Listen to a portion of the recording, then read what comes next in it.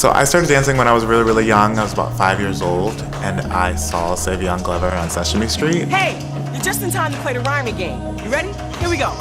And so it sort of just stuck right away, and I've never stopped. We're gonna play the rhyming game. I'll dance out words to sound the same. I started dancing with a youth tap ensemble based in the DC area. It was called Tappers with Attitude. We were performing multiple times a month at like venues as varied as like the Smithsonian to like the Kennedy Center. And then we would produce our own concerts sort of each fall and spring. So that was like almost like being in a professional dance company. And that was when I really decided that like this is something that I loved and like I wanted to do for the rest of my life.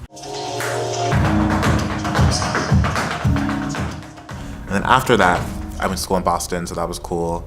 Hung out in New York, trying different things that weren't really working. But I think one of the hardest things was like there weren't that many examples of like Black gay tap dancers who were sort of like making work at the time that I like knew of.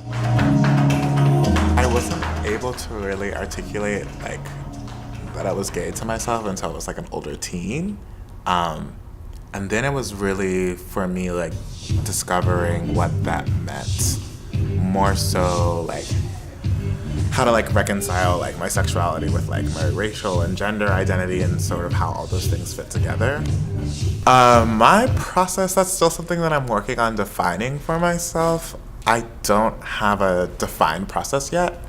So I'm having fun trying different things. Either, like, sketch out sort of an outline of what a piece may look like, or write down ideas, or just take notes, or scribble things down, or whatever it is. I'm just trying a bunch of different things. Sometimes that means like taking sticky notes and just like sticking them on a mirror and placing things and ordering them.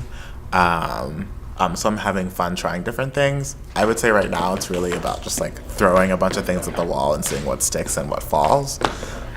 So that means for me a lot of times just like putting myself in a room and like blasting music and improvising. And so for me it's like becoming confident in who I am and sort of like being that like example for myself sort of. So like being brave enough to like step out and say like, I'm gonna make work that like speaks to this part of my identity, and but that is not only about that one part of my identity.